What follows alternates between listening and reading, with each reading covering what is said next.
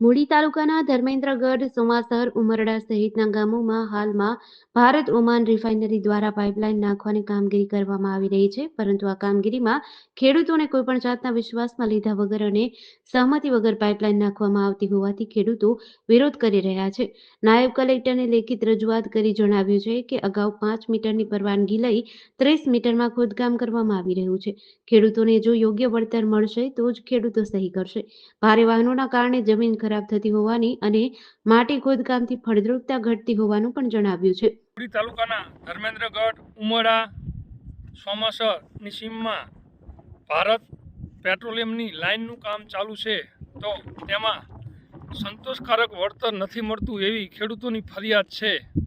તો સ્થાનિક તંત્ર દ્વારા તપાસ કરી અને ખેડૂતોને યોગ્ય વળતર મળે તેવી વિનંતી છે. જેડીસી ન્યૂઝ સાથે જયદેવ ગોસ્વામી, મૂળી.